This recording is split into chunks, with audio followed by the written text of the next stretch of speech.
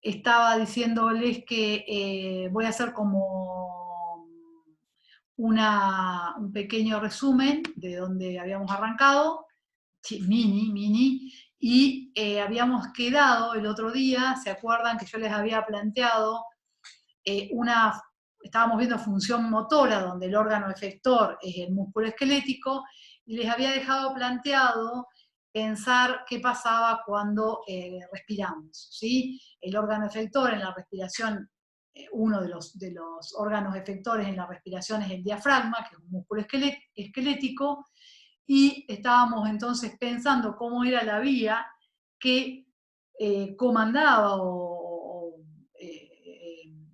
activaba al músculo esquelético en ese caso. Entonces, vamos a ir arrancando. La cuestión sería la siguiente. ¿Se acuerdan que arrancamos otra vez con nuestro... Hoy estoy equipada, me compré ya todos los marcadores. Entonces, ¿se acuerdan que nosotros teníamos el grafiquito que les hago siempre, el encéfalo, la médula, como sistema nervioso central?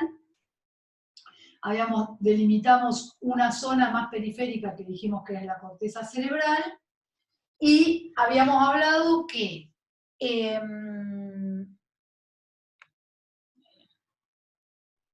habíamos dicho que los grupos de cuerpos neuronales que están adentro del sistema nervioso central los denominamos núcleos, ¿sí? Son cuerpos neuronales, y después teníamos una vía aferente, ¿se acuerdan que la habíamos ya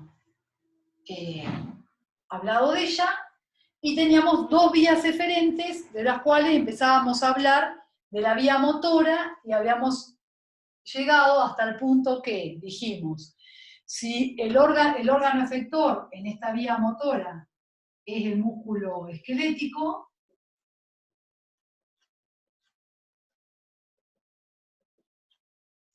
la neurona que inerva a este músculo esquelético es una motoneurona.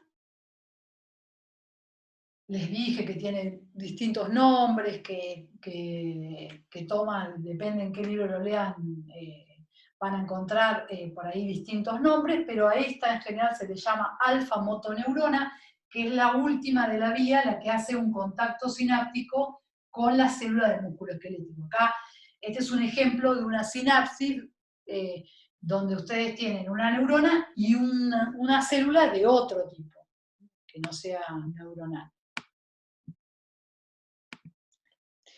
Bueno, y entonces, esta neurona recibe, ¿de dónde puede recibir? Puede recibir un contacto sináptico de una neurona que está en un núcleo, con distintos nombres, en este caso serían núcleos motores, pero por debajo de la corteza cerebral, o sea, un núcleo subcortical. Y esta activación del músculo esquelético, nosotros no vamos a ser conscientes o no vamos a tener, digamos, no lo vamos a manejar voluntariamente, ¿sí? Porque podríamos decir que el comando jerárquico de esta activación surge de una neurona subcortical. Si bien, como van a ver después, los pueden ver en cualquier libro, estas neuronas toman contactos sinápticos con otras neuronas que vienen de otros lugares, ¿no? Que pueden ser o de otros núcleos, o incluso podría ser en algunos casos que tengan algún control neuronal desde la corteza, pero no quiero ponerle ese ejemplo para no confundir. Entonces, esta sería la más simple de todas, una neurona subcortical. Una neurona, por ejemplo, en la médula, podría ser también una neurona subcortical con otra neurona que esté en el encéfalo, en otro núcleo, y esta es la que sale por un nervio craneal, esta por un nervio raquídeo, esta va a un músculo esquelético que en general se localiza en la cara o en el cráneo, ¿no? en la cabeza, por decirlo de alguna manera. En general se organizan así. Todos los músculos esqueléticos que están en la cabeza, o en zona de la cabeza, el cuello, vienen axones de neuronas que están localizadas en el tronco encefálico, y los músculos esqueléticos que están en las extremidades, en el tórax, en el abdomen, vienen, digamos, los axones vienen por nervios raquídeos. Si hay alguno que levanta la mano, me dice, esperen que pongo el... Ramiro.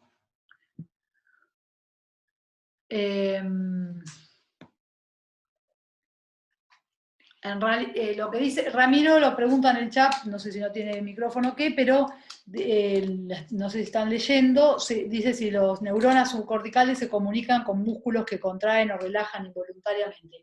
Sí, podríamos decir así, que en realidad no es que el músculo son siempre los mismos, ¿sí? Pueden ser que participen algunos estrictamente en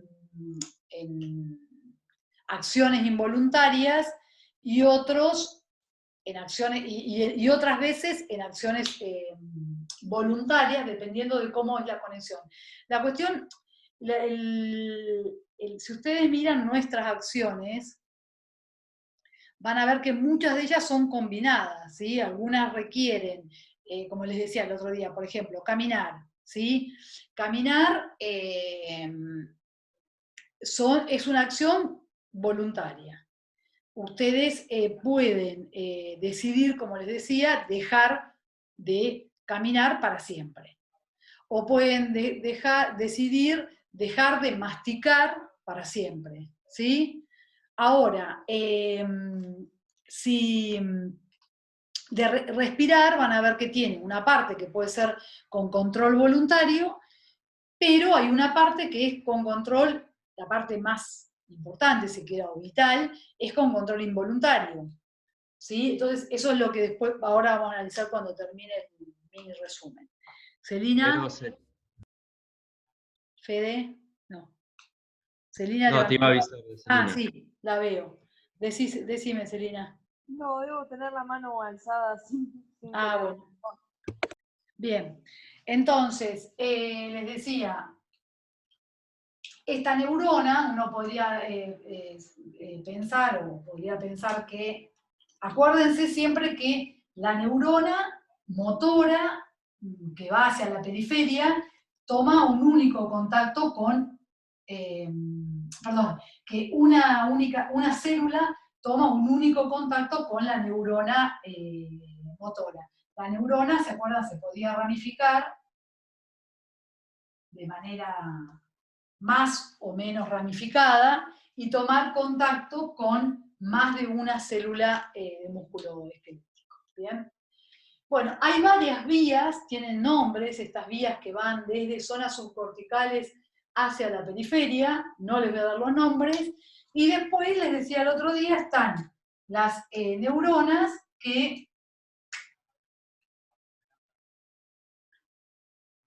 viniendo de la corteza, toman contacto, paso por acá, con una neurona de la... Voy a borrar esto ahora para que no se confundan. Entonces, toma contacto, estas son las vías que se llaman córtico-espinales, y estas sí son las vías que se activan en los movimientos voluntarios, ¿sí?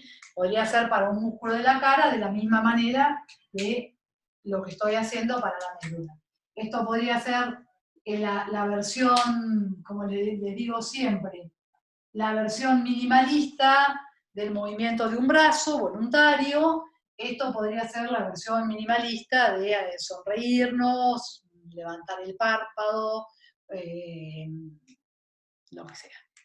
¿Se entiende? Bueno, con estos dos esquemas tenemos el resumen de una vía motora eferente, porque la información, como les dije el otro día, fluye desde el centro hacia la periferia, Y en este caso, la respuesta, como dijimos el otro día, es o la contracción o la relajación del músculo esquelético. ¿Hasta ahí estamos? La cuestión ahora es, vamos a poner algún ejemplo para reforzar esto, así como hicimos en las vías aferentes, pusimos algunos ejemplos y los describimos el mecanismo molecular por el cual se activaba la vía, vamos a hablar acá, vamos a poner algunos ejemplos. Si ponemos uno bien simple, como le decía, no sé, levantar la mano voluntariamente para alcanzar algo, podríamos decir, ¿qué va a pasar en esta vía motora?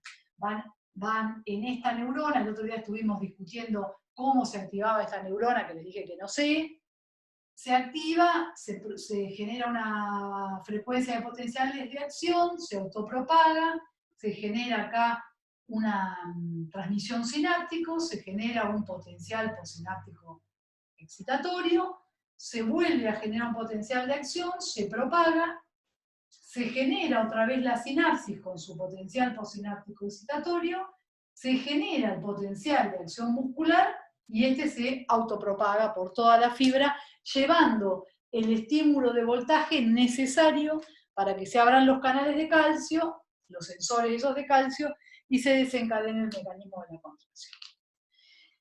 Bien, ¿qué pasa si tomamos el ejemplo de la respiración, que es un ejemplo que siempre trae complicaciones? Cuando respiramos,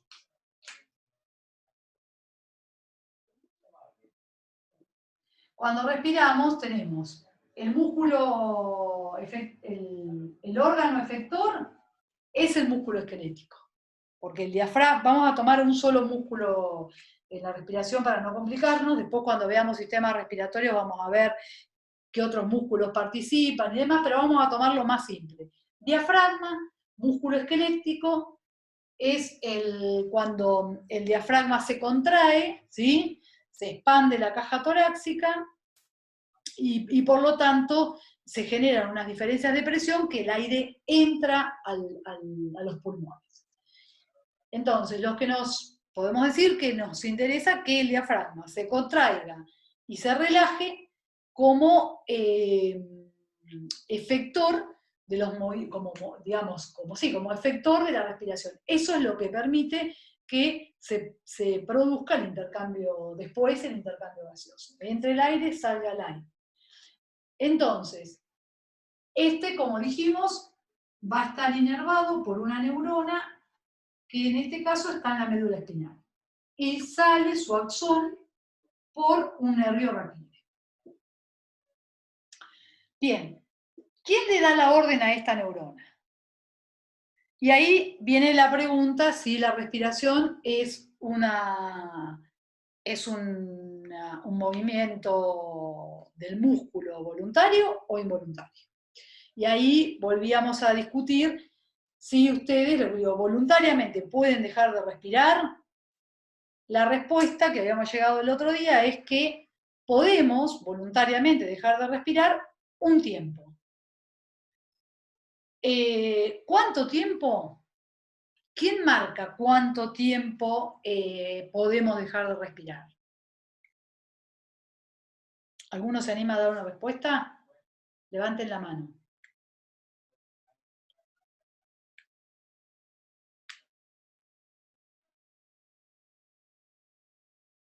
¿Cuál será?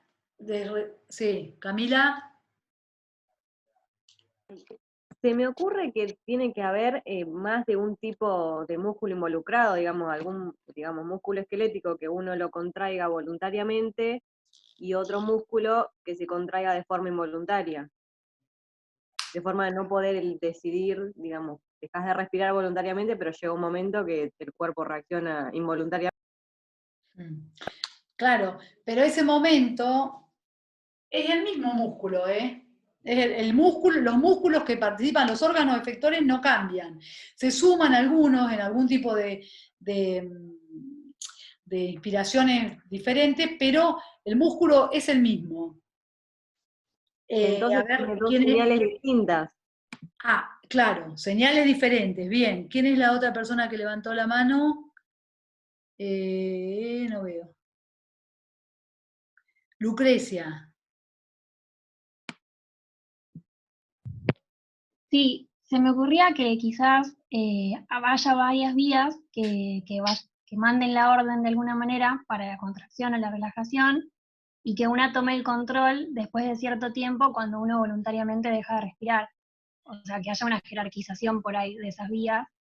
Bien, No sé. están cerca. Lo que yo están cerca de la respuesta. La cuestión es lo que les preguntaba es, ¿cuál les parece que puede ser, para ver si están como viendo el fenómeno desde la fisiología, cuál será el factor limitante que hace que nosotros no podamos voluntariamente, que da la orden a la corteza digamos, inhibe a la orden voluntaria? ¿Qué parámetro les parece fundamental para nuestra vida? Hay otro, Ramiro, la falta de oxígeno, exactamente. Si nosotros dejamos esa es la señal para nosotros, que van a ver ahora cómo lo explicamos con la vía, le va a quitar la jerarquía que tiene la voluntad. O sea, yo digo, voluntariamente no respiro, pero en un momento, cuando mi nivel de oxígeno en sangre baje, ¿sí? Voy a respirar. ¿Sí? Ese estímulo va a ser mucho mayor que mi voluntad. ¿Sí? Vamos a verlo. Dos participantes levantaron la mano. Iban a decir algo. Sofía, que no hablaste, ibas a decir algo parecido. Sí, iba a decir lo mismo que Ramiro y me quedó levantada, perdón. Muy bien. Entonces, vamos a tratar de verlo esto en la vía. Entonces, la respiración, otra cosa que es importante que ustedes reconozcan, es que es rítmica, ¿sí? Hay inspiraciones, expiraciones, y uno podría marcar o determinar una frecuencia de inspiraciones y expiraciones al minuto. Sería lo que se llama la frecuencia respiratoria, ¿sí? Que habrá una en condiciones de reposo, otra en condiciones de ejercicio físico, pero es un movimiento del órgano efector de forma rítmica. Entonces, y ese ritmo respiratorio, como les dije desde el principio, no es voluntario, ¿sí? Nosotros no estamos pensando, ahora inspiro, después expiro, digamos, si piensan y quieren variar un poco esa frecuencia, lo pueden hacer, se puede hacer. Pero si ustedes están escuchando esta clase o hablando con un amigo, no están pensando que ahora tienen que inspirar y después expirar. Eso indica que la neurona que comanda ese ritmo respiratorio se ubica en un núcleo subcortical, que es mucho más complejo de describir, porque son varios grupetes de células, que unas hacen una cosa, otras hacen otra, pero en la forma simplificada en que estamos viendo el sistema nervioso, podemos decir que hay un centro, un núcleo, subcortical de neuronas especializadas en enviar frecuencias de potenciales de acción en forma rítmica, ¿sí? Durante toda la vida, digamos, o digamos durante la parte donde uno respira sin modificaciones voluntarias, mandan frecuencias de potenciales de acción donde durante los potenciales de acción este músculo se contrae, cuando no hay potenciales de acción el músculo se relaja, vuelven los potenciales de acción, se contrae, no hay potenciales de acción, se relaja, y así podemos ir mostrando cómo una frecuencia de potenciales de acción separada por un tiempo donde no, esa neurona no descarga, nos puede explicar contracciones y relajaciones rítmicas de un órgano efector, como en este caso es el músculo esquelético. ¿Se entendió eso? Entonces, si ustedes tuvieran un electrodo de midiendo la frecuencia de potenciales de acción en ese axón, verían una cosa así.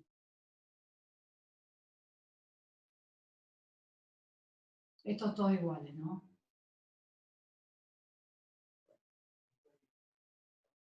Vamos a hacer en reposo.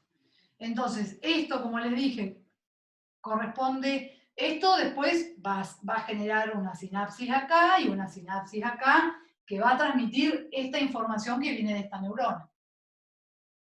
Y la respuesta va a ser la contracción. Durante este tiempo, esta neurona no dispara nada, o sea que acá no se genera potencial postsináptico, acá tampoco, y el músculo se relaja. Todos los mecanismos de relajación que vieron ustedes del músculo esquelético van a aparecer en el tiempo donde esta neurona esté sin descarga de potencial de acción, por decirlo. Entonces, ¿qué ocurre cuando nosotros voluntariamente queremos efectivamente hacer una apnea? Dejar de respirar por un tiempito. Acá aparece la neurona cortical que seguramente va a tener una conexión sináptica con esta neurona y le puede mandar una frecuencia de potenciales de acción que haga que ésta se inhiba. Les digo, es más complejo, solo que porque son particulares neuronas, pero para que conceptualmente es lo mismo. Esta neurona cortical lo que va a hacer cuando queremos que este ciclo de contracción-relajación deje de ocurrir, va a inhibir de alguna manera este núcleo. ¿Sí? Ese es nuestro control voluntario. La forma que uno podría combinar. Ponés y lo sacás. Ahora ya está. Sí. ¿Quién está? ¿Quién es? ¿Nico? No. No, perdón, profe, yo fui que tuve un problema con los auriculares y ya volví. Bueno, entonces, acá fíjense, entonces cuando uno mira la vía así, y la ven, qué sé yo, en un libro, por ahí les agarran la confusión, ¿no? Porque dicen, bueno, esto es una vía voluntaria, esta es la principal y tiene solo una sinapsis en el medio. Entonces, yo prefiero que la razonen de esta manera. Si hablamos de respiración, del movimiento respiratorio, que es un movimiento involuntario, el vital por lo menos, es esta vía, parte de un núcleo subcortical. La regulación, podemos decir esa palabra para que no sea, no sea, digamos, la vía principal, la regulación puede venir de la corteza. ¿Puede venir de algún otro lado? Sí. Puede venir, por ejemplo, ¿de dónde podría venir la regulación de la función de esta neurona subcortical? Ustedes recién Ramiro la dijo.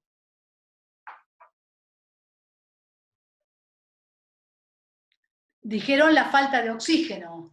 Entonces, si esta neurona, ¿sí?, va a tener que estar regulada también, y sería bueno que así fuese, por los niveles de oxígeno en sangre.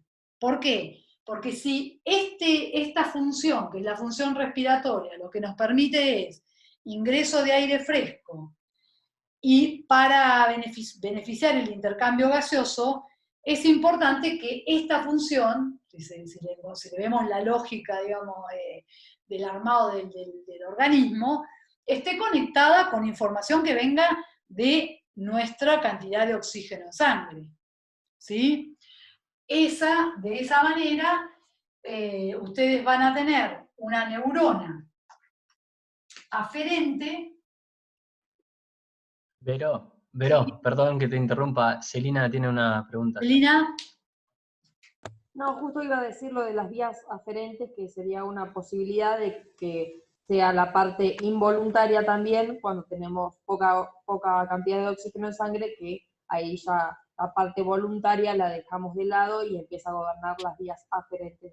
Exacto, muy bien, perfecto. Fíjate que esta neurona aferente va a llevar información a esta neurona desde receptores periféricos. ¿Qué tipo de receptores les parece que tendríamos que poner acá en el armado de este circuito?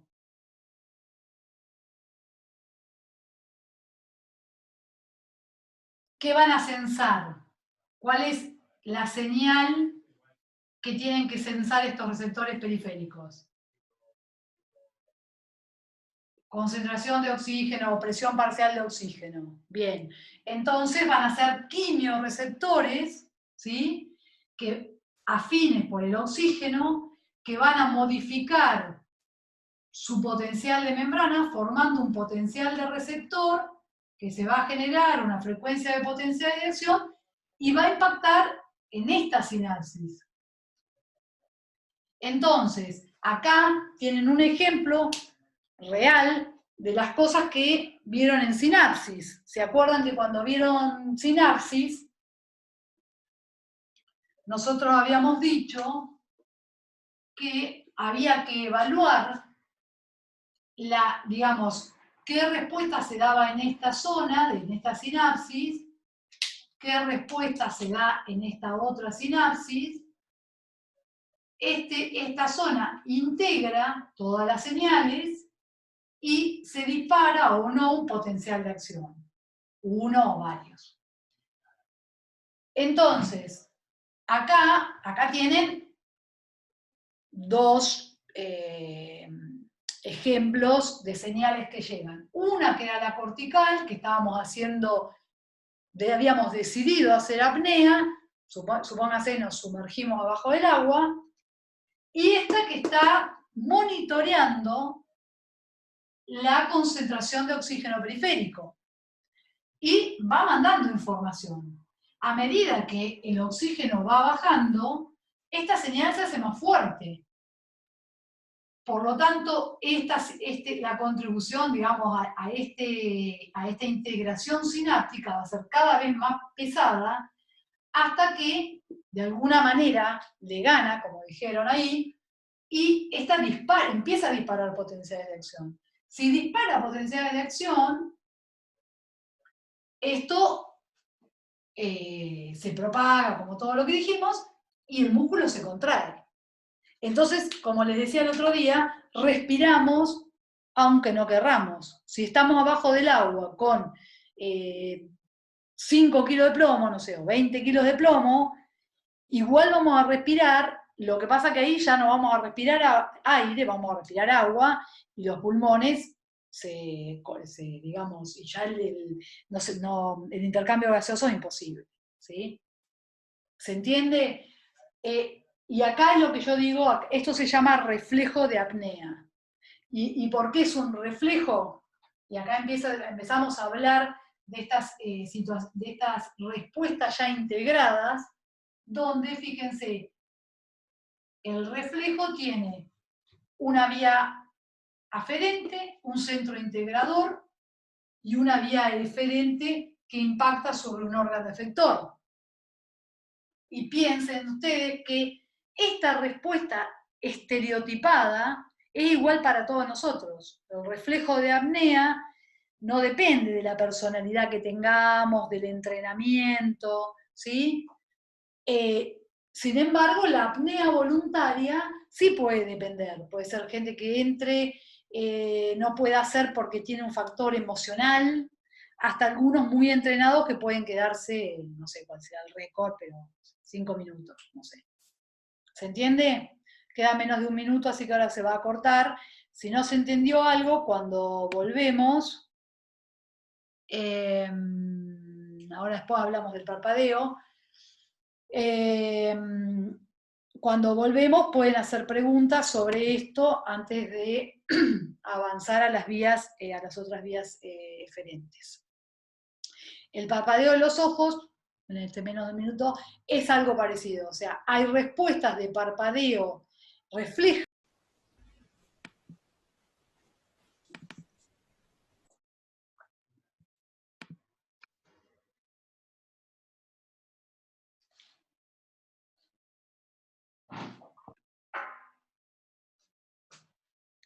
Acá está la versión más prolija de todo esto, ¿sí? Por eso yo es lo que les expliqué. Fíjense que acá este corte de cerebro, y acá son estos núcleos que están de colores, los que van a ver en los libros, yo se los resumí en un único núcleo, ¿no?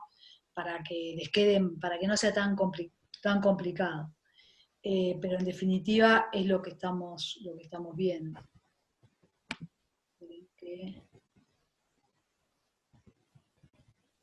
Acá también tienen estos esquemas que, como les decía, ven, tienen las vías que vienen desde la corteza, bajando por todo el encéfalo hasta que llega a la médula, y tienen otras vías que arrancan de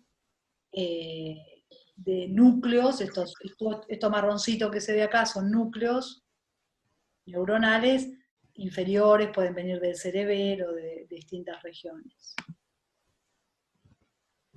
Bueno, hasta ahí.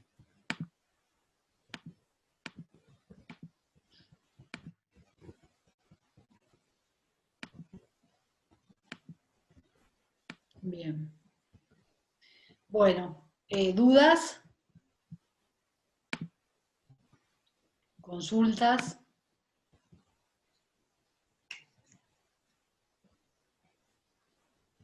¿Nada?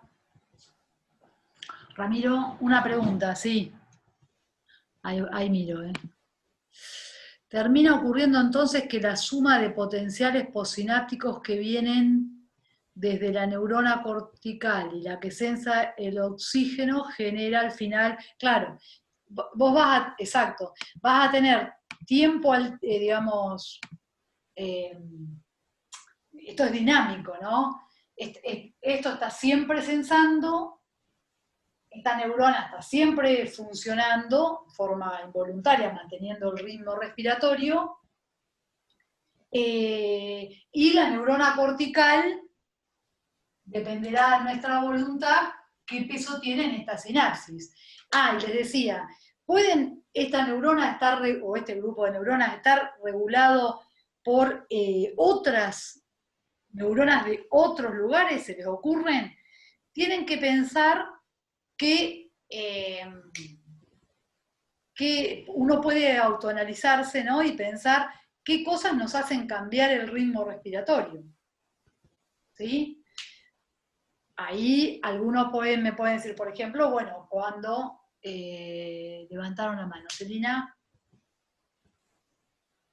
Adrenalina, dice. Claro, justo ahí pusieron que, por ejemplo, en situaciones de estrés o en situaciones donde estamos bajo presión, alguna hormona puede regular esos procesos también. Exacto. La adrenalina es una, sobre todo en situaciones de estrés, que en general se acelera la frecuencia cardíaca y la frecuencia respiratoria, favoreciendo en general algunas de nuestras respuestas de estrés son al miedo, por ejemplo, y eso prepara a nuestro organismo para estar como más alerta, mejor oxigenado, preparado para huir o luchar, se dice, ¿no? Ahora vamos a ver algunas cosas desde ese punto de vista. Y decían por ahí, bueno, hormonas, un montón de hormonas, y el ejercicio físico, en realidad, si ustedes se ponen a pensar, es bastante parecido a esto, porque el ejercicio físico, lo que ocurre es que el músculo esquelético, no el diafragma directamente, pero sí el músculo esquelético de las extremidades que se ponen en juego cuando estamos haciendo ejercicio físico, empieza a demandar más oxígeno, y entonces aumenta la demanda, en sangre empieza a bajar, y esto da también una señal para aumentar la frecuencia respiratoria, o que da como respuesta en realidad un aumento en la frecuencia respiratoria, o incluso inspiraciones forzadas y demás, que no vamos a entrar ahora acá en detalle. Vamos a ver cuando veamos respiratorio. Pero también podría ser alguna cosa más abstracta, como, por ejemplo, las emociones, ¿sí? Hay un montón de emociones, y con esa palabra viene todo el repertorio que quieran poner, pueden cambiar nuestra frecuencia respiratoria, ¿sí? En general hay una zona, por decir así también, la versión minimalista, una zona de nuestro encéfalo que se llama sistema límbico, ¿sí? Sistema límbico, que parece ser, o por lo menos está bastante demostrado, que en esa zona, en esa región, se concentran neuronas que están asociadas a la función emocional del organismo. Y esto entramos en una cosa bastante compleja, ¿no? Algunas se saben, algunas no se saben todavía. Sistema límbico. Pero lo que sí es claro es que neuronas localizadas en esta región podrían también influenciar a esta y generar cambios respiratorios, ¿sí? ¿Qué otras? Bueno, otras que son también de la práctica, ahora está muy de moda el yoga, y en el yoga también, por ejemplo, hay un ejercicio de manejo, digamos, de la respiración que puede estar regulado voluntariamente a través de vías de este tipo. Bien, bueno, ¿dudas? Si no tienen dudas sobre esto, lo que les dejo como tarea, o sea, no como tarea, como para pensar, es que pueden empezar así mañana. Nosotros mañana vamos a hacer como integraciones como esta que ya hicimos. Vamos a poner un ejemplo y vamos a tratar de escribir o de diseñar la vía minimalista de esa acción. Entonces lo que les dejo como tarea es pensar algunas funciones o algunas funciones del organismo donde ustedes traten de diseñar las vías aferentes y eferentes involucradas. Ahora vamos a terminar de ver la última vía eferente y mañana vamos a discutirla. Yo puedo poner uno y ustedes pueden traer otro ejemplo y lo discutimos en clase. Si los traen ustedes, mejor, porque son ejemplos que surgen de sus propias dudas. Y si no, yo les voy preguntando. La idea es que mañana, como no va a haber elementos nuevos, va a ser poner en juego las 3 vías que ya vamos a tener vistas, ponerlas en juego para ver cómo se involucran o cómo funcionan en una determinada acción del organismo, más general, no la contracción o relajación de un músculo esquelético, sino, como les diría, acciones más macro, ¿no? Bien. ¿Puedo cerrar vías motoras eferentes cuyo órgano efector entonces es el músculo esquelético? Bien. Entonces cierro y borro esto y vamos a pasar a la tercera vía,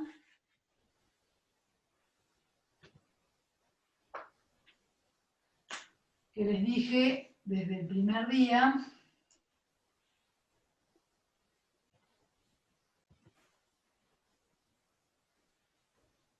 que hay una segunda vía eferente, o tercera vía global, donde el órgano efector, o los órganos efectores en este caso, son el músculo liso, el músculo cardíaco y las glándulas.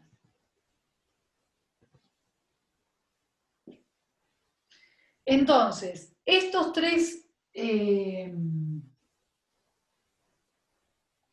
órganos efectores, este en realidad es un tipo de célula, pero se la llama músculo liso así en general, pero en realidad después uno tiene que ir a ver las particularidades, porque puede ser un músculo liso, pongo acá, músculo liso, puede ser vascular, intestinal,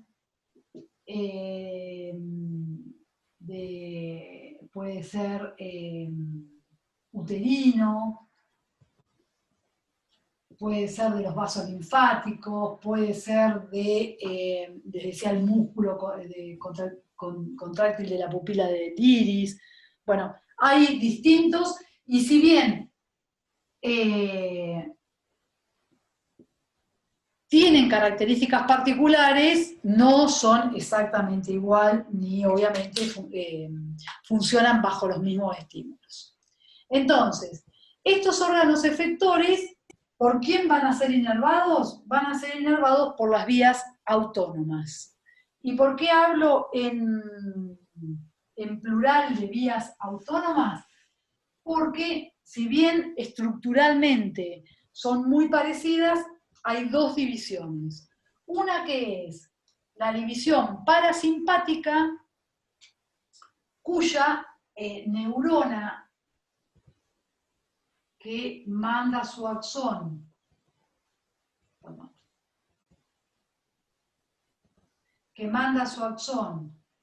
hacia la periferia, puede estar localizada en el encéfalo, en la zona del tronco encefálico, o en la última región de la médula espinal, que se llama médula sacra. Si la primera neurona está localizada en el tronco encefálico o en la zona sacra, en la última región de la médula espinal, se denomina vía o neurona parasimpática.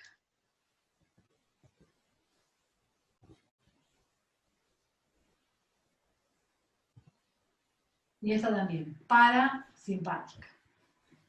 ¿Hacia dónde va? Y estos axones van por los nervios. Pueden ser nervios craneales, algunos, o nervios raquídeos. O nervios. Acá seguro nervios raquídeos. En estas hay que ver. ¿Hacia dónde van? Van directo, vamos a poner acá, voy a poner una célula de músculo liso para poner un ejemplo, ¿no? ¿Van directo al músculo liso como pasaba en el anterior? No. Hacen una escala sináptica con otra neurona que va a estar en el sistema nervioso periférico en un ganglio. Acá aparecen los ganglios autónomos. Entonces, supónganse, esta va a una glándula, una célula secretora. También hace un relevo sináptico en un ganglio En este caso un ganglio parasimpático, acá también parasimpático. ¿Se entiende? ¿Cómo son estas sinapsis? No son sinapsis como las que vimos que van un axón a una célula. En el caso de las vías autónomas, son sinapsis difusas. ¿A qué me refiero con esto? Imagínense una cosa así. Tienen el músculo liso, formado por otro por acá, otra célula. Esta sinapsis libera neurotransmisor en esta zona y el neurotransmisor difunde en una zona a donde le alcanza la difusión y tal vez alcanza 3 o 4 células, ¿sí? Entonces, bueno, de estas hay muchas vías y logran tal vez en el músculo liso se pueden, por ejemplo, dar contracciones de algunas células y capaz que las que están lejos de estas ni se enteran, ¿sí? O a veces tienen las células conexiones entre sí, que si esta le pasó algo, se lo comunica a esta, y entonces funciona como un todo. Esas serían las dos versiones de comunicación que hay. Pero conceptualmente, estas sinapsis son como más difusas. El neurotransmisor se dice, son sinapsis en botones sinápticos, donde el neurotransmisor tiene una acción un poco más extensa. Bien, esta es la vía parasimpática. Y después está la división simpática, que es parecida, pero la primer neurona, podemos decirle, esta neurona que hace contacto con la periferia, está localizada a nivel de los segmentos torácicos y lumbares de la médula espinal. Solo ahí vamos a encontrar neuronas de la vía simpática. También la pregunta, ¿dónde van? ¿Van directo hacia el músculo o hacia las glándulas o hacia el músculo cardíaco? No. Tienen también un relevo con una célula de un ganglio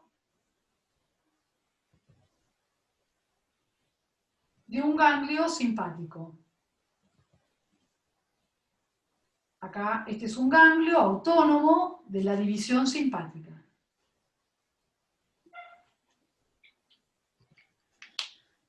Entonces, fíjense, son todas vías eferentes. La neurona, por lo menos, estructuradas con 2 neuronas. Una neurona localizada en el sistema nervioso central y otra neurona localizada en un ganglio, en el sistema nervioso periférico. ¿Sí? Esperen que miro porque está el chat naranja. Son comunicaciones membranales que... sí, Ramiro, estas en realidad, te referís a estas, son comunicaciones no membranales, sino que cada célula tiene una proteína que se engancha, es como una hemiproteína. La mitad de una proteína la expresa esta célula, la mitad de la otra proteína la expresa la otra, y cuando se tocan, se forma esa proteína de conexión, que es como un canal iónico, y ahí pueden pasar corrientes, pueden pasar algunas sustancias más grandes, son canales bastante grandes. Se llaman uniones GAP, ¿sí? Y algunos órganos las presentan. El corazón, por ejemplo, es el ejemplo, ya ahora en cardíaco lo van a ver. El corazón es un ejemplo de donde presenta esas uniones y las células están todas conectadas entre sí. Bien, entonces, las vías, les decía, con esto terminamos las vías eferentes, ¿sí? Son todas vías autónomas, dos divisiones que tienen como dos, les podría decir, particularidades centrales. Uno es la localización anatómica. Fíjense que las vías parasimpáticas están en el tallo cerebral y en la parte sacra de la médula, mientras que las simpáticas solo en la médula espinal. Esa es una particularidad que las distingue. La otra particularidad que las distingue es el neurotransmisor que liberan en sus terminales sinápticas en la sinapsis con el órgano efector. El parasimpático, lo pongo acá, el parasimpático libera acetilcolina y el simpático libera noradrenalina. En la última sinapsis, con el órgano efector. En esta sinapsis, acá, que se llama sinapsis ganglionar, ¿sí? En la sinapsis ganglionar, tanto, acá, sinapsis ganglionar, tanto la división parasimpática como la simpática liberan acetilcolina. ¿Sí? Entonces, acá tienen un tipo de sinapsis que se comparte, podemos decir desde el punto de vista, se comparte desde el punto de vista de los receptores y el neurotransmisor, no desde el cableado, digamos, pero sí desde receptor y neurotransmisor, y en la periferia, ya en la sinapsis con el órgano efector, el neurotransmisor difiere completamente. ¿Qué van a tener estas células? Estas células van a tener receptores, o pueden tener receptores, para acetilcolina y para noradrenalina. ¿Sí? La mayoría, salvo algunas excepciones que ya vamos a ir viendo, tienen receptores para los dos neurotransmisores y la respuesta que generen va a depender de los mecanismos moleculares que activen cada una de ellas en esas células articulares. Bien. ¿Alguna duda hasta acá?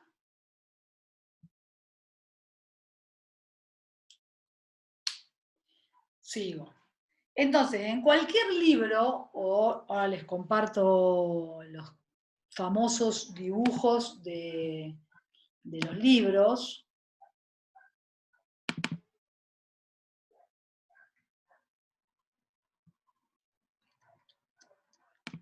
van a encontrar este tipo de figuras.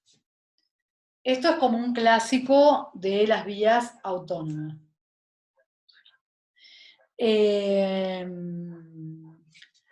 Fíjense que acá tienen la división, esta es la división simpática, ¿sí? Fíjense, porque esto cuando lo ven así, a uno le agarra como el pánico, ¿qué es todo esto, no?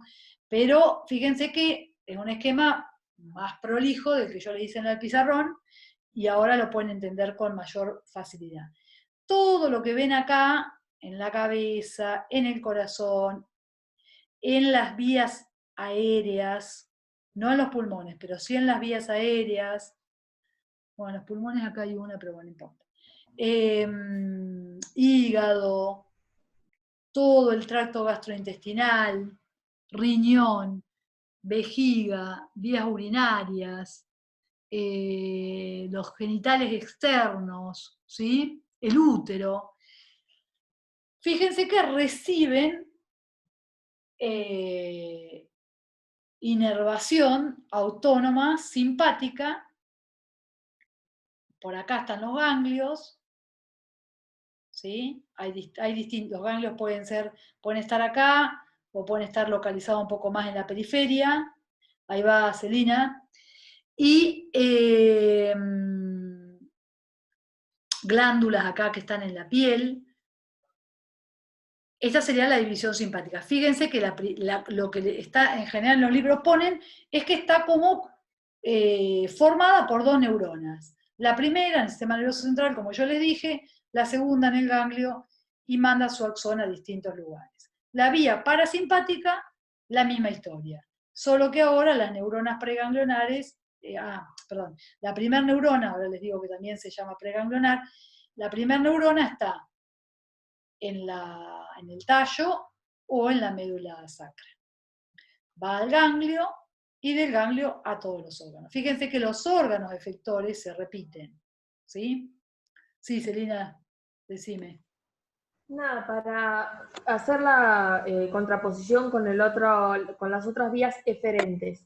Sí. Podría decir entonces que en la vía eferente del músculo esquelético no tengo los ganglios, sino que directamente el axón, o sea, el soma está dentro de, ya sea el encéfalo o la médula, pero lo que sale, digamos, de ellos van a ser únicamente los axones y no hay ninguna nueva neurona en la periferia. En cambio, en este, que es el efector del músculo liso, sí están los ganglios, que serían nuevas neuronas, digamos. Exacto, muy bien. Fíjense, ustedes no van a tener que ver en principio demasiado con los fármacos, pero para reforzar tu idea, ¿sí? Para reforzar tu idea de lo que estabas diciendo, fíjate que...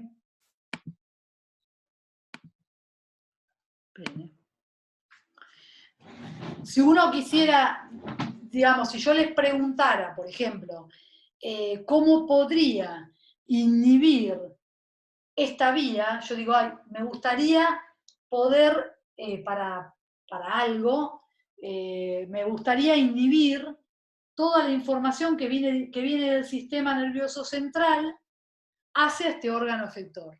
Lo quiero inhibir, no quiero que esté recibiendo esa orden, por distintas razones. Pónganle farmacológica.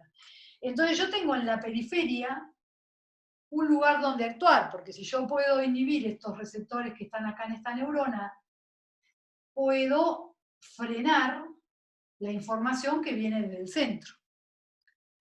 Sin embargo, en lo que vos planteabas, si yo tengo el músculo esquelético, lo pongo de este lado, después lo borro, el músculo esquelético que viene con una neurona motora, yo tengo que actuar o a este nivel o en esta sinapsis. No tengo una vía intermedia, o actúo a nivel del músculo, de la sinapsis neuromuscular, o tengo que ir ya a meterme al sistema nervioso central. No tengo una instancia sináptica, periférica, como vos bien dijiste, donde, por ejemplo, intervenir farmacológicamente. Bien. Entonces, acá la otra pregunta la pregunta que nos hacemos es, si nosotros miramos este esquemita así de simple, que es el que viene en la mayoría de los libros, más lindo, más claro, más didáctico, pero formado en general, como les decía, de estas dos neuronas, la preganglionar y la posganglionar. Así se le llama también. Yo le llamé primera y segunda, pueden llamar como quieran. En la mayoría de los libros a esta se la llama preganglionar, porque está antes del ganglio, y a esta se la llama posganglionar, porque está después del ganglio, digamos, es la que recibe la información sináptica. ¿Cómo funciona esta vía? Otra vez, ya lo saben. Esta neurona dispara un potencial de acción, se autopropaga, se genera una sinapsis, se genera un potencial postsináptico excitatorio, y esta libera acetilcolina, y dependiendo de cuál sea la célula efectora, va a generar una respuesta que podría ser contracción de algunos músculos lisos, pero podría ser también relajación de algunos músculos lisos. Acá no es tan simple, hay que analizar órgano efector por órgano efector. Entonces nosotros decimos, bueno, la activación del sistema parasimpático, que provoca en el músculo liso de las vías aéreas. ¿Contracción o relajación? Bueno, y ahí hay que estudiar qué receptores tiene, cuál es la cascada intracelular que desencadena, y por ende, cuál es la respuesta que va a generar esa célula. Si la cascada celular lleva a un aumento del calcio intracelular, va a ser una contracción probablemente. Si lleva a otra cosa, a otro mecanismo, podría ser que sea una relajación. De hecho, eso ocurre con el sistema nervioso autónomo en los distintos lugares. Bien. Pero acá la cuestión importante es, que yo sé que ustedes ya la están pensando, es cómo se activa esto. ¿Por qué esta neurona de repente genera unos potenciales de acción? A ver, Ramiro. No. Cristian. Son todas excitatorias. No, porque, digamos, la sinapsis ganglionar es toda de un tipo, es excitatoria, sí. Esta va a depender, ya les digo, del receptor, ¿sí? En algunas puede ser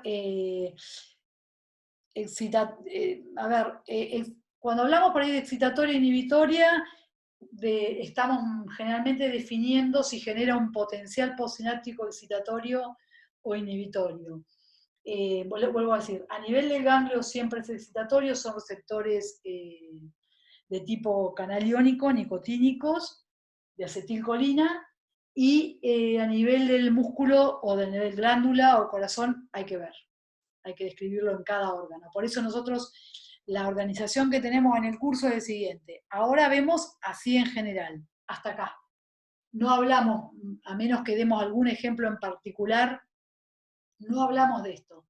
Cuando veamos respiratorio, digestivo, cardiovascular, traemos el sistema nervioso simpático y vemos qué modulación le genera a cada uno. ¿Se entiende? Bien. Meli. Sí, no, en relación a eso que decía Vero, por ahí agregar que cuando en una célula que recibe un neurotransmisor, pero que ya es una célula efectora distinta a una neurona, sí. Si el receptor no es un canal iónico, sino que es un receptor metabotrópico, puede que no genere ningún cambio en el potencial de membrana, sino que genere otros efectos, y ahí ya no podemos entrar en la clasificación de si es excitatoria o inhibitoria. Claro. Para reforzar lo que dijiste. Sí, exacto. Sí, acá, de hecho, van a ver que casi todas cuando veamos los órganos en particular, esos receptores son, la mayoría, o todos digo, son metabotrópicos. No son canales iónicos, sino que generan las cascadas de señalización que vimos en las primeras clases, ¿sí? Vamos a traer esos conceptos al sistema autónomo. Bien, entonces les decía, en la mayoría de los libros viene así, ponen un apartado que se llama Sistema Nervioso Autónomo, explican esto y chao. Y a mí, por ejemplo, no me gusta eso, porque da la idea como que es un sistema en paralelo a nosotros, que no se sabe quién lo gobierna, cómo se relaciona con el resto del mundo del sistema nervioso, y a veces nos genera como ideas equivocadas, ¿sí? Entonces, me parece bien plantear y lo planteo así también para no también salir de todos los esquemas de los libros, lo planteamos así como que, bueno, hacia la periferia se organiza en dos neuronas. Pero estas neuronas que están acá y que son del sistema autónomo, que funciona por afuera de nuestra voluntad, y es cierto porque no sé si ya creo que hablamos un poco, perdonen si me olvidé, pero es lo que les decía, nosotros no regulamos supónganse que este es músculo liso de las vías aéreas, y por algún motivo, un polen, una reacción alérgica o lo que sea, se contrae. Nosotros voluntariamente no le podemos mandar una orden vía una neurona cortical para que esto se relaje. No existe esa posibilidad, lamentablemente, por ahora no existe. Entonces, ahí uno se da cuenta que esta neurona es autónoma, en el sentido de que va regulando, pero que sea autónoma no quiere decir que sea aislada del resto del sistema nervioso, ¿sí?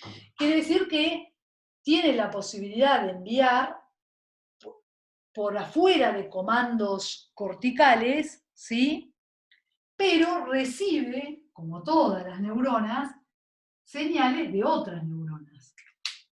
Que ahora podríamos, si se quiere, pensar de dónde podrían venir estos axones que yo estoy dibujando hacia esta neurona o esta o las que sean.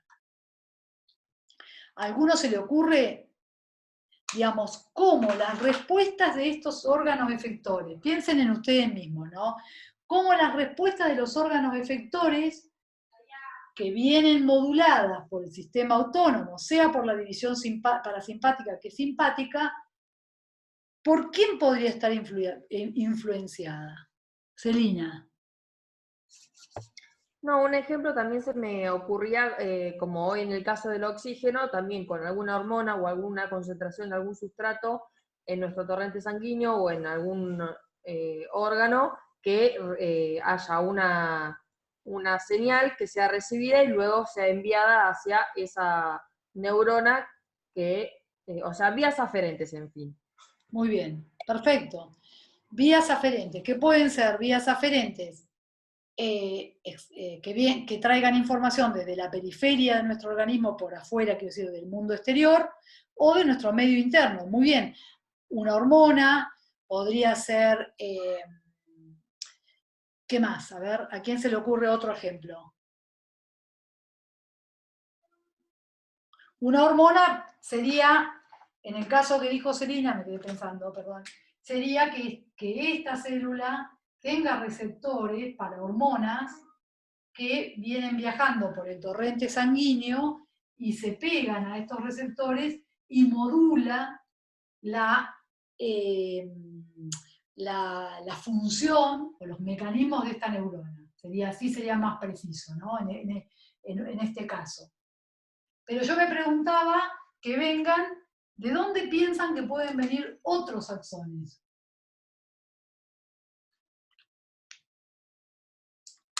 Que es ahí a veces donde uno arma el cortocircuito. Piensen en ejemplos de la vida cotidiana donde ustedes se les altera o cambia alguno de estos órganos efectores, alguna de las funciones más conocidas de esos órganos efectores.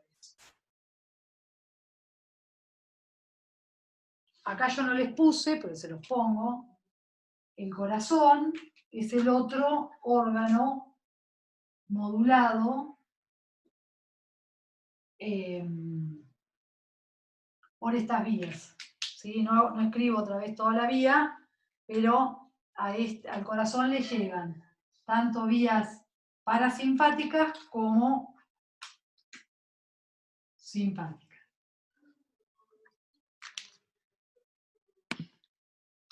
Ramiro, de la región cortical, dice Ramiro.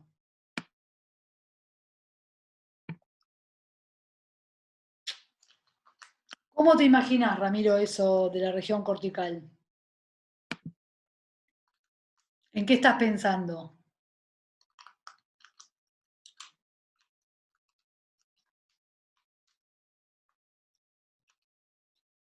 A ver, Juliana, porque en la región cortical, depende en qué ejemplo estás pensando, lo podemos analizar. Si es así como de la corteza directo digamos, a comandar una de estas, es más difícil de pensarlo porque digamos, nos aislamos de ese concepto de vías autónomas independientes de nuestra voluntad o involuntarias. Juliana, claro, como lo que dice Celina. Ahora vamos a algún ejemplo de ese. No sé si podría ser directamente del medio interno, pero después de comer o en alguna situación así, alguna señal que vaya, por ejemplo, no sé, al hígado o a algún músculo que digamos que no responda conscientemente, que venga desde el medio interno por alguna vía aferente o medio externo, no sé, después de ingerir alimentos. Bien, sí, parecido entonces a lo que decía Celina. Señales que vengan del medio interno, vías aferentes. Bien, ¿quién más levantó la mano? Julián y Celina ya levantaron, ¿alguien más? Bueno, muy bien.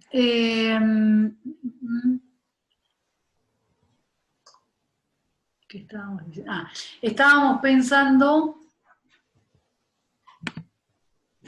A ver, Cristian dice, ¿puede existir alguna vía autónoma que regule la contracción de vasos periféricos en función de la temperatura? Sí. Exacto, muy bien. Muy bien. Perfecto. Podríamos después pensar esos ejemplos, ¿sí? Cuando hagamos las vías integradoras. Sería, ahí tenés una vía aferente de temperatura, otra vez se respeta lo que decía Celina y lo que veníamos hablando, la información que recaba el estímulo o que sensa el estímulo es una vía aferente, y esa vía aferente va a tener que, la podemos, supongamos que sea esta, ¿no? Uno podría decir, bueno, tengo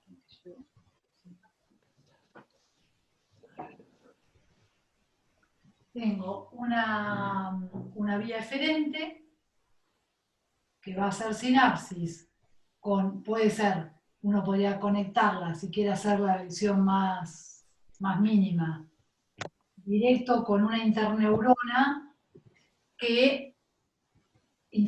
le voy a llamar a las neuronas cuyo cuerpo va a estar en el sistema nervioso central y su axón también. Ahí vamos a llamar interneuronas, ¿sí? Entonces, para la clase que viene, este concepto de interneurona nos va a venir bien. Entonces, fíjense, esta es la que sensó la señal, lleva la información al centro, se integra y una respuesta puede viajar por una vía autónoma y generar una respuesta en el efector. Y también la misma vía puede subir al tálamo y llevar la información a la corteza. Y es acá donde por ahí a veces cuando uno está arrancando se confunde. Esto se acuerdan que era tálamo y esto es un núcleo subcortical. Entonces fíjense, el estímulo es sensado en la periferia, llega a la corteza, se representa acá una percepción de temperatura, pero también esa información sirve para generar una respuesta a través de una vía eferente por debajo de nuestra voluntad.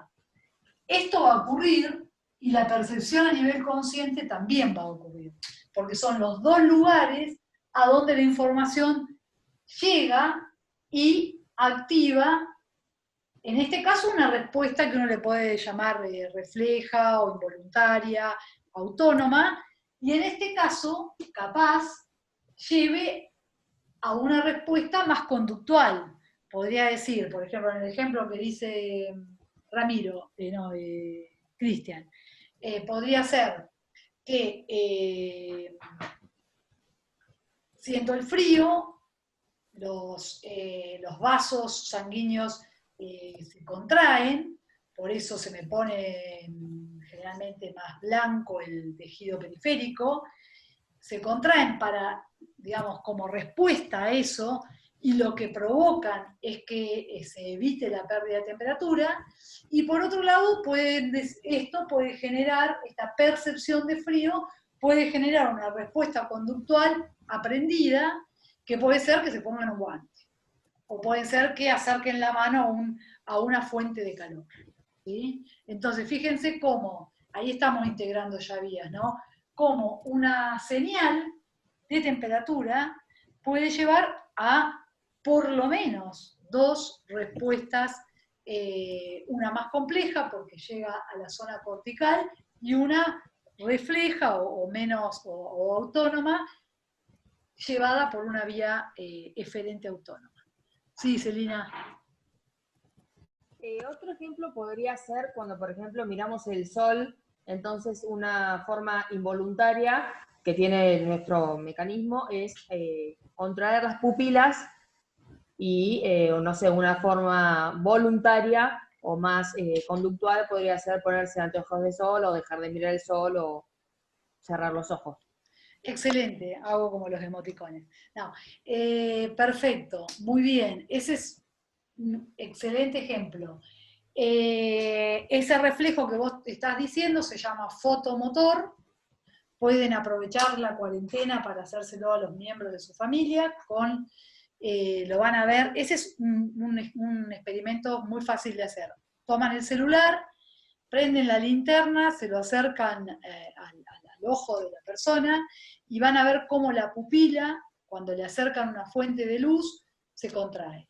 Ese es un músculo liso que se contrae y esa contracción protege, si se quiere, a la retina de una intensidad de luz potente. Eso es reflejo, no lo pueden evitar. Lo van a hacer, por más que le pidan a la persona que se resista, no va a ocurrir.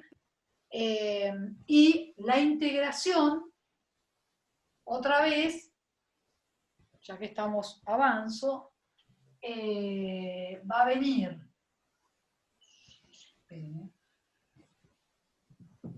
En ese caso, fíjense, voy a poner así directamente, por el nervio óptico, desde la retina, ¿sí? Desde la retina con todo su mecanismo, perdón, porque la perra me deja la puerta, va y viene y me deja la puerta abierta. Viene desde la retina, digamos, transmite la información hacia el sistema nervioso central, esto va al tálamo, y del tálamo va a la corteza visual. Y ahí estaría la parte que decís vos, Celina, que nosotros sabemos que estamos mirando la luz del sol o la linterna del celular o lo que sea. Eso genera una imagen y genera una respuesta conductual podría ser desde poner la mano hasta ir a ponerse anteojos de sol o lo que sea. Pero por otro lado, esta señal que viene también de la retina integra en núcleos centrales con neuronas, ahí va, esta vía es bastante compleja, pero no importa, tiene como varios relevos, y termina activando una vía parasimpática que va a contraer un músculo liso que es el que regula el diámetro de la pupila. Efectivamente, entonces, esta parte involuntaria, autónoma, refleja, si se quiere, tiene hasta un nombre, reflejo fotomotor.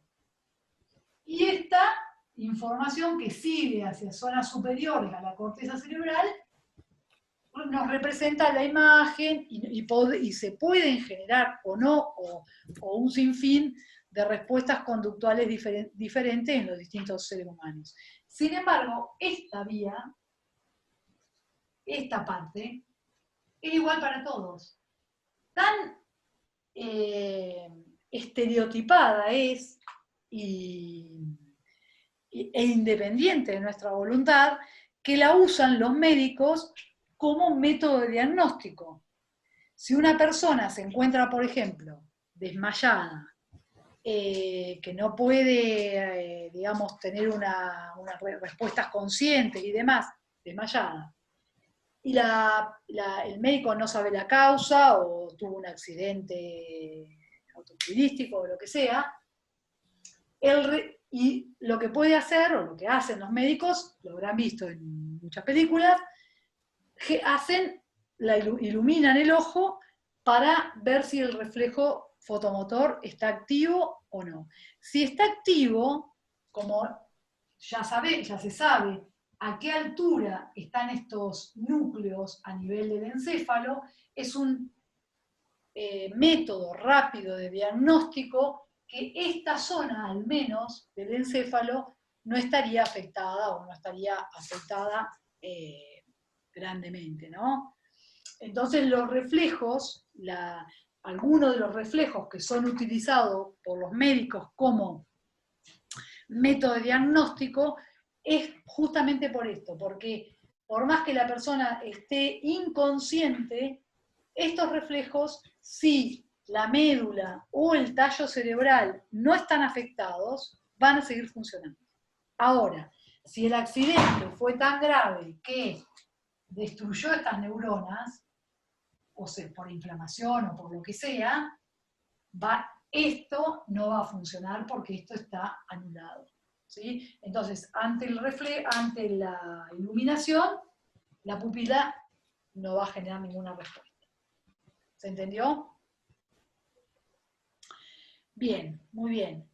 Seguimos preguntándonos, después, están muy buenos los ejemplos que preguntan, porque justamente son ejemplos bastante simples de describir con una vía así de estas vías minimalistas, le llamo yo, que nunca hay que perder nunca hay que dejar de tener en cuenta que son las vías más minimalistas que estamos viendo, pero estas, digamos, y está muy bien porque pensaron en ejemplos que nos permiten con una vía aferente y algunas interneuronas armar un esquemita. Pero también los quiero llevar a un lugar un poco más complejo, donde estas vías autónomas funcionan en respuestas del organismo mucho más complejas, ¿sí? Donde intervienen neuronas corticales, neuronas de asociación de memoria, neuronas que vienen de nuestro aprendizaje, neuronas del sistema límbico, neuronas que pueden en algunos casos activarse y en otros no, dependiendo de el estado hormonal, del estado de conciencia de la persona, ¿sí? Algunas son diferentes durante el sueño que durante la vigilia, ¿sí? Algunas se activan ante determinados estímulos y ante otros no. Por ejemplo, todos habrán experimentado la salivación aumentada ante un estímulo de olor o ante un estímulo visual de comida. ¿Sí? ¿Han experimentado? Sí. Bien. Me imaginaba. Bien, entonces, ¿cómo ocurre eso? O sea, nosotros sentimos, voy a poner el ejemplo típico, el olor asado, ¿sí? Y se activa, si miramos acá en este supergráfico, se activa la secreción de saliva por parte de nuestras glándulas salivales. ¿Cómo ocurre esto? Porque en realidad esta es una vía autónoma y el estímulo viene de la periferia, en este caso puede venir de la vista o puede venir del olfato, ¿sí? Pongamos, o hicimos uno de la vista hoy, ahora me da acá un asombro, pero, a ver ahí. Bueno, supongamos que viene del olfato. ¿Cómo hacemos para unir el olfato, que uno, y ahí es donde aparece, les vuelvo a decir, la confusión de cómo, pero ¿cómo? No era autónoma, esto es involuntario, o sea, y otra vez, van a tener el nervio olfatorio, que es el que trae información a través de potenciales de acción, y como ya el mecanismo celular que ya sabemos, trae información de las moléculas de sustancias químicas odorantes de la periferia. Esta información que va a través del nervio olfatorio, pasa por un lugar que se llama bulbo olfatorio y después llega a la corteza, es información que, como les decía, esta es la única vía sensorial que no tiene relevo en el tálamo, sino que va del bulbo olfatorio a la corteza cerebral, no importa mucho el detalle, y en la corteza cerebral se activan neuronas que nos generan una percepción de olfato, y se activan también zonas de asociación, o sea, nosotros reconocemos la correlación entre un olor y el origen, ¿sí? Como decía, bueno, el olor a asado, el olor a chocolate, bueno, y a cada uno va a tener como un rótulo, ¿sí? Y por otro lado se activa una vía autónoma, en este caso es una vía parasimpática, que va a ir a las glándulas y va a aumentar la secreción de saliva. Y acá otra vez, una cosa es la llegada de la información a la corteza, pero información del olfato también va a hacer sinapsis con neuronas, con interneuronas centrales, que le van a comunicar esa información a través de sinapsis a la neurona preganglionar localizada en el encéfalo, en estos núcleos donde se encuentran los somas de las neuronas preganglionares. ¿Sí? Entonces, otra vez, información que viene de la periferia, se integra en el centro, genera una respuesta autónoma, la secreción esta de saliva no la controlamos, ¿sí? No es que podemos manejar, dependerá después si nos gusta más o nos gusta menos, la integración acá debe ser bastante compleja, pero en definitiva se activa la vía parasimpática que, por ejemplo, genera secreción de saliva. También van a ver que se activan todos los órganos o casi todos los órganos del sistema gastrointestinal, y a esta zona, a esta fase se la llama fase cefálica de la digestión. Es como una preparación que tiene el sistema digestivo previa al ingreso de alimentos. Piensen que acá solo estamos o sintiendo un olor o viendo una imagen de comida que nosotros aprendimos que eso es comida, digamos, alimento, ¿no? A ver si veo el chat, ¿qué dicen? ¿Alguna pregunta hasta acá? Celina. Tenía una duda, pero quizás Sí. no pueda ser respondida con este tema. Por ejemplo, cuando una persona tiene un trastorno de personalidad múltiple, yo por lo que he leído, es como que frente a ¿cómo se llama esto? A un estímulo, uno tiene una respuesta conductual. Entonces, esta persona ha sufrido una situación traumática, entonces elige esa... O sea, mi punto es que no sé cómo una misma persona puede tener distintas conductas, siendo la misma persona, cómo actuaría el sistema nervioso en la corteza para que a esa persona se le dé varias distintas conductas frente a un mismo estímulo, por lo que yo interpreto.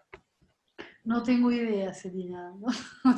No sé, digamos, ahí ya entramos en un terreno que son Los trastornos del sistema nervioso central de personalidad, lo que se llaman ahora cada vez más amplios, que se llaman trastornos del humor, y en eso entran un montón de patologías, desde la depresión, la esquizofrenia, la bipolaridad, son complejos de analizar. ¿Cuánto dice? Y 2000 clases por nos sacamos. Yo creo que ni siquiera, porque nada, no voy a entrar acá, me van a empezar a levantar la mano los otros docentes para que no entre en el divague, porque me conocen y además porque ya tocaste ahí un punto que como me encanta. Sí, exacto. Ya saben, sí, ven, ahí es donde Pablo tiene que entrar y decir, no, cuando estamos en la clase me hacen así, basta, fin. Y acá no puedo, no los veo, no los estoy viendo, así que no sé qué están diciendo. Hay unas manitas levantadas ahí, pero no voy a entrar en el divague. Pero bueno, puedo darme un gusto en la cuarentena. Si querés, Celina, y al que esté interesado, un día nos juntamos y hablamos por Zoom, y les cuento, hay un montón de libros y cosas súper interesantes, pero para nada no hay cosas muy claras. Ustedes, los que estén interesados, me escriben y combinamos un Zoom y hablamos sin saber, porque tampoco les voy a decir que sé mucho de eso, pero he leído algunos libros que son interesantes y les puedo recomendar. Así que bueno, no divago acá para no perder. Igual vamos re avanzados, les digo. Cristian dice que es una buena idea para pasar la cuarentena. Me encanta. Es como, ¿vieron a mi juego me llamaron? Bueno, me escriben al mail y combinamos, hacemos un día un Zoom que se llame Hablando sin saber o sabiendo poquito. Y fue a la cursada, pero bueno, es interesante. Tengo un montón de libros para recomendarles. Bueno, me callo ahora porque si no se nos termina la clase. Igual, le digo, vamos bien. Digamos, yo todo lo que tenía para decir de la estructura, vuelvo a decir, minimalista del sistema nervioso, la dije. Tengo la vía aferente y las dos eferentes. Después quedan un montón de cosas, que en general damos muy poco, que se las dije al principio. Bueno, tengo ahí la sombra, pero no me puedo poner del otro lado. Que les dije que había vías de comunicación neuronal intraencéfalo, que hay muchas, y participan en las respuestas complejas del organismo, por ejemplo, la inducción del sueño, por ejemplo, en el establecimiento de los ciclos circadianos del organismo, ni hablar de todas las respuestas conductuales de lo que llamamos emociones, alteraciones del humor dentro de los que no patológicas, ¿sí? Uno puede llamar cambios de estado de ánimo, y de esas vías, hay vías que comunican estas regiones con la corteza, o desde la corteza a regiones del tronco encefálico.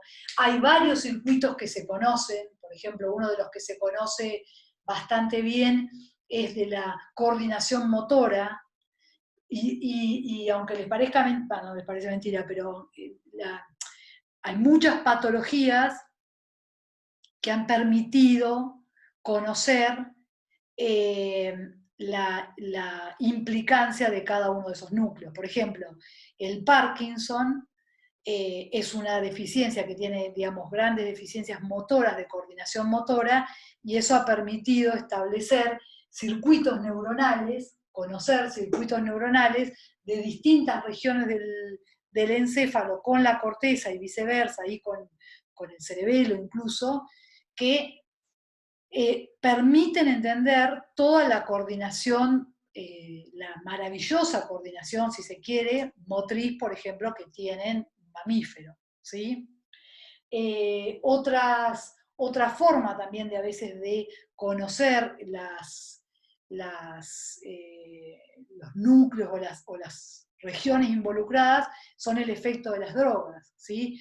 Hay algunas drogas que generan determinados efectos conductuales o incluso de activación de vías aferentes motoras o autónomas, que también han permitido individuar cuáles son las regiones que tienen conexiones neuronales dentro del propio sistema nervioso central. Yo básicamente en estas 3 clases lo que hice es las vías, hablamos en detalle, o en el grado de detalle que hemos hablado, de vías que conectan el centro con la periferia. Hemos hablado muy poco de las que conectan zonas intrasistema nervioso central. Las hay, están descritas en los libros, anatómicamente e histológicamente se conocen bastante bien,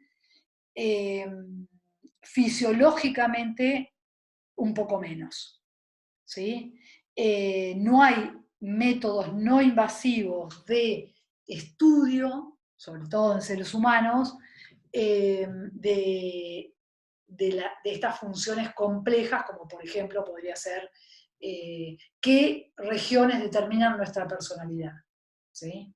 Ni 2000 clases, en realidad, vuelvo a decirles, hay acá, en el sistema nervioso central, hay mucho que es a caja negra todavía, ¿sí? Sabemos cómo ocurre porque se modifica por tal o cual cosa, pero todavía está en discusión el mecanismo de memoria, el mecanismo celular, molecular, por el cual, por ejemplo, nosotros tenemos memoria de corto plazo, de largo plazo, de todos los distintos fenotipos de memoria que se han descrito. Hay mucho estudio, o sea, si ustedes buscan en libros especializados de neurofisiología, en papers y demás, hay un montón de estudios, pero todavía es poco el conocimiento comparado con lo que se conoce de otros órganos o de otros sistemas como el cardiovascular, por ejemplo, ¿sí? Bien, entonces, ¿cuánto me queda de clase? Me quedan 10 minutos. Los otros docentes, me estoy olvidando de algo importante que, a ver, déjenme que comparto el PowerPoint para ver si me estoy olvidando de algo. Bueno, estos son los esquemas que van a encontrar. Esto es un poco este tipo de integración que vamos a hacer en la clase que viene. Entonces, ya que avanzamos bastante en esta clase, lo que les voy a pedir es que la clase que viene la utilicemos como una clase de consulta extendida. Me refiero a que si hay algo que no quedó claro, yo voy a tratar de hacer un resumen al inicio de la clase que ponga todas las vías en el mismo esquema, una cosa como es de este tipo, de este estilo, pero integrando todas. Vamos a hablar de algunos reflejos, hoy hablamos de algunos en particular, podemos hablar de algunos otros que sirven para analizar esto. Y, no, porque esto ya se los di todo, no, creo que no di todo. Podríamos ver el reflejo flexor. Esperen,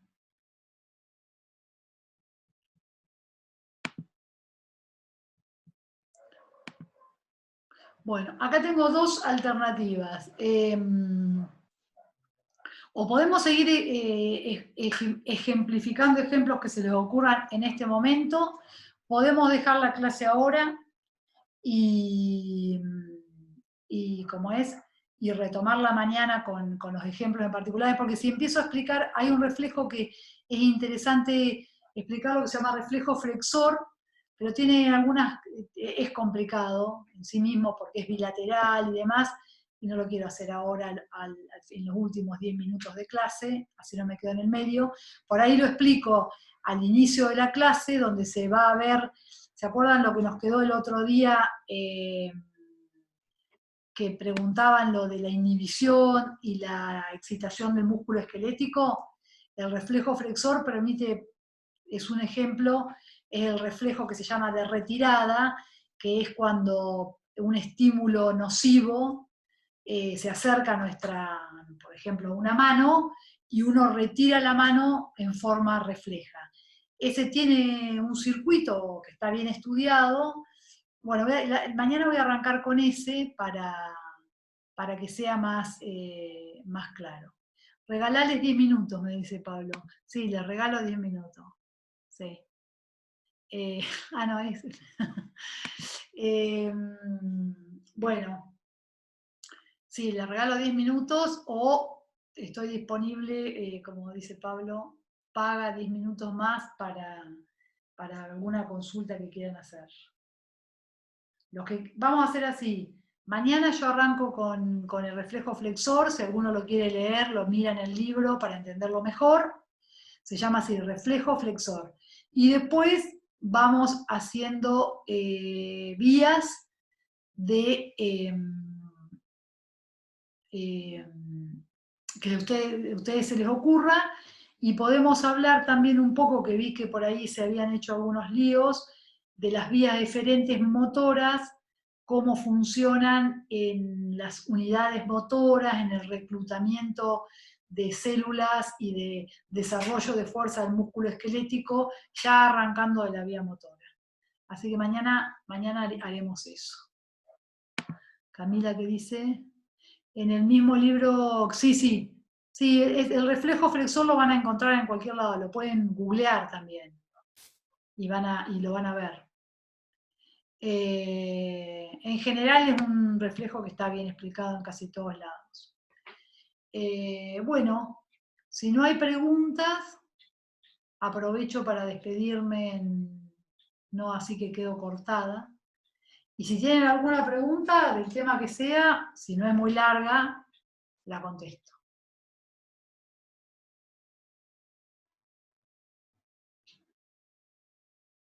¿Comentarios? Profe, la corteza es una caja negra, ¿no?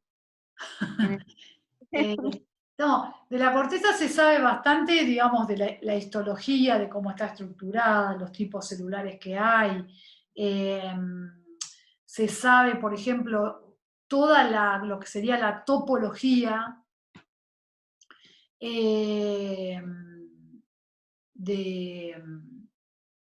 la topología, me refiero desde qué región, dónde están las neuronas localizadas, por ejemplo, las que intervienen en los músculos esqueléticos del habla, o en los músculos esqueléticos de la mano, como les mostré el otro día, eso que se llama el homúnculo, ¿no?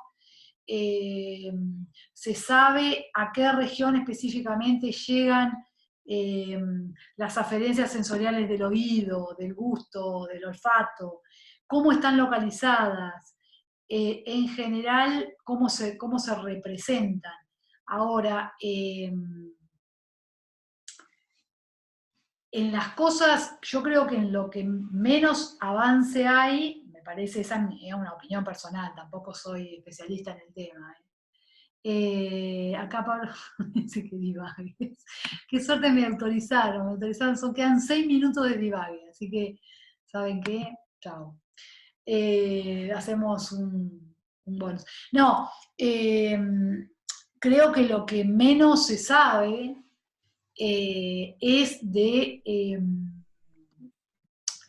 la conducta, de todo lo conductual y de todo lo conductual, vieron, que después le ponemos distintos tipos de palabras según la disciplina, ¿no? Cuando uno decimos el razonamiento, la inteligencia,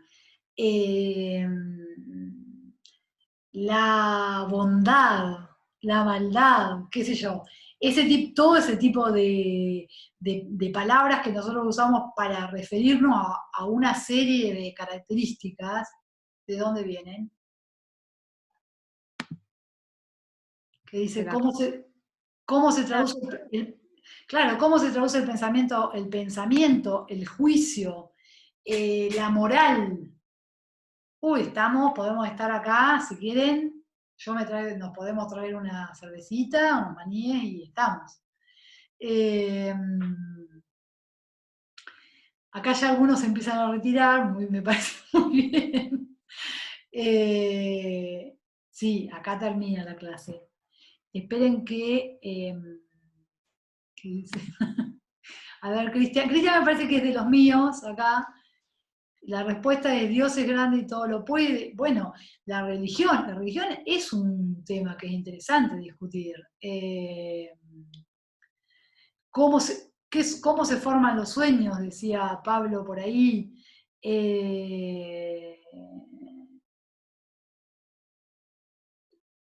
¿Cómo se traducen las señales? O sea, nuestros sentimientos son todas señales neuronales.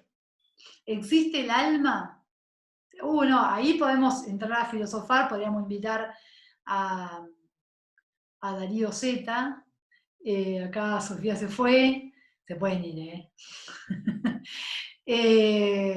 esto no califica en el parcial. Así que bueno, con los interesados en el divague, exacto, divagamos libremente, me escriben y hacemos otra reunión. Y no la grabo, por si alguno que sabe más dice, ¿qué está diciendo esta señora? Y me echan de la facultad. Bueno, vayan todos a descansar y nos vemos mañana a las 5 por este mismo canal. Ha sido una linda clase, piensen en ejemplos y nos vemos mañana. Chao chicos.